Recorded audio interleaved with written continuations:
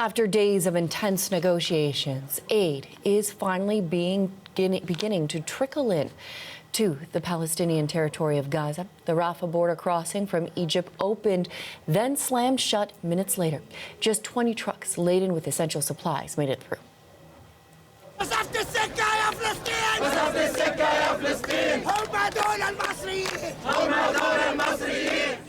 These were the scenes on the Egyptian side of the crossing, people chanting their support for Gaza.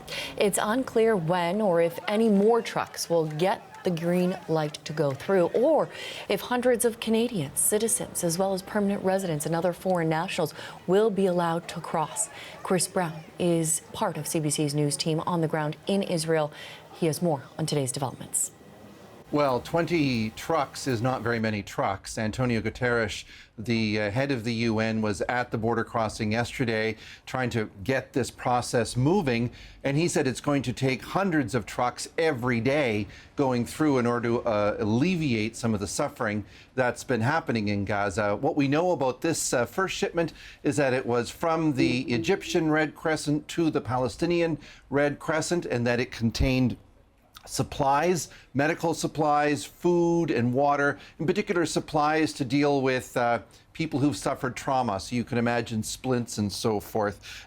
What is not part of this, notably, is fuel. Israel has said it will not allow fuel shipments to come in because the military is concerned that Hamas will get access to this fuel and will use this fuel in their rockets. So whether or not the UN knew that before the shipment went in is unclear, but Martin Griffiths, who's the head of the humanitarian program there, put out a statement saying he's confident this will be the start of a sustainable effort to provide essential supplies, food, water, medicine, and fuel to Gaza in an unimpeded manner. And Canada's Foreign Minister Melanie Joly also put out a statement saying she too was encouraged, and she also mentioned fuel. But again, that's not what we're led to believe by anyone, that any fuel got in today. The process appears to be that large trucks have brought it in. It's going to get shifted to smaller ones and taken to some warehouses in Khan Yunis. And from there, the Palestinian Red Crescent says it will distribute it.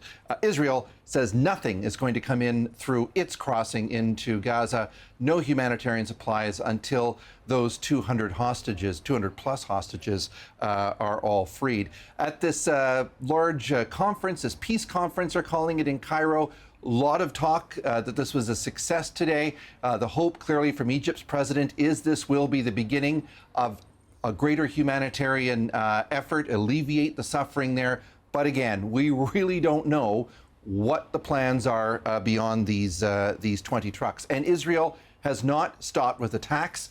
Overnight, the military said it took out more than 50 different Hamas targets. And even as this convoy was going through, that live camera they have there panned over, and you could see an explosion, presumably from an Israeli attack right there in Rafah.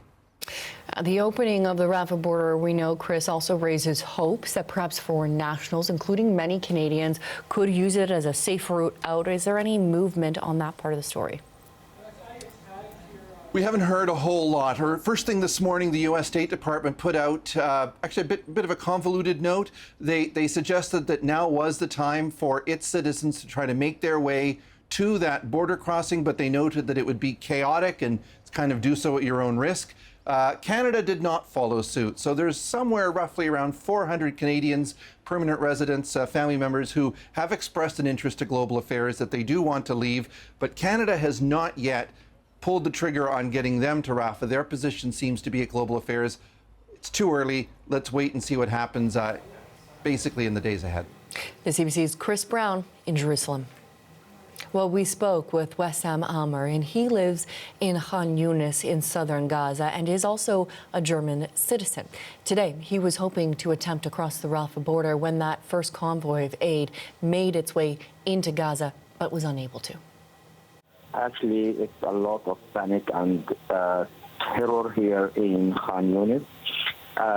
We were waiting today for the opening of Rafah crossing for the humanitarian aid trucks and for dual citizens and nationalities to leave the Gaza Strip. Unfortunately, The Rafah crossing was completely reclosed after entering the trucks of humanitarian aid. This procedure has frustrated us so much. We have been disappointed by such behavior, by such closure. Of course, the humanitarian aid trucks are much helpful. These aids help a lot of people in Khan Yunis or in other cities. We have been struggling since the beginning of the war and escalations in the Gaza Strip. We have been so much suffering from big shortages of fuel, electricity, power, water, food. We are facing really so brutal aggression against civilians. We cannot leave our homes. We cannot walk safely in the streets. Literally, there is no any safe place in the Gaza Strip or in the place where I live. The way from my home to Rafah crossing has a lot of risks and dangers. It's never been so easy for us to drive from home to crossing. So it's a lot of risks, a lot of dangers that we have been facing. In the last times we went to the crossing, there were some airstrikes, and we were so afraid and scared of like something could happen to me or to my family. That was Wessam Amr in Khan Yunis, Gaza.